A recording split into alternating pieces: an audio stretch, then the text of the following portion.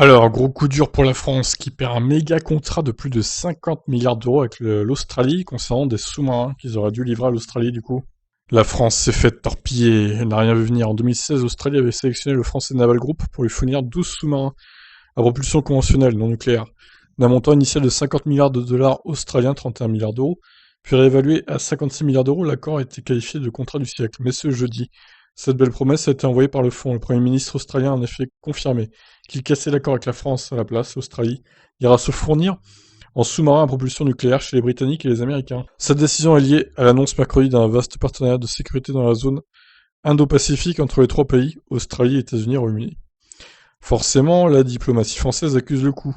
C'est vraiment un coup dans le dos, à regretter le ministre des Affaires étrangères Jean-Yves Le Drian. Cette décision unilatérale, brutale, imprévisible ressemble beaucoup à ce que faisait M. Trump.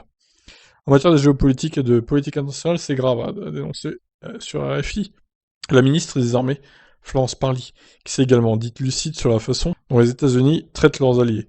Il n'est pas sûr que Paris se console avec les propos conciliants de Joe Biden, qui a assuré mercredi que les États-Unis voulaient travailler étroitement avec la France dans cette zone très stratégique du Pacifique. Paris est un partenaire clé des États-Unis, a affirmé le président américain.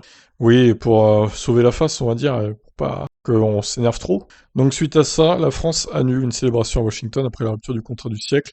Rien ne va plus entre les États-Unis et la France. L'ambassade de France à Washington a confirmé que les autorités françaises annulaient un gala prévu ce vendredi soir dans la capitale américaine.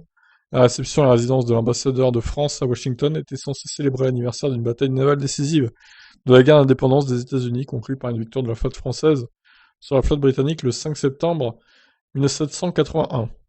La décision des autorités françaises intervient après l'annonce du président américain Joe Biden ce mercredi soir, donc qui a cassé le contrat, qui a fait casser le contrat avec l'Australie.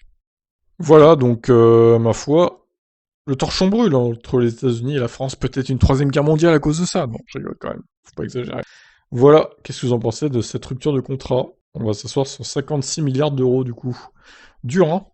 Allez, bye.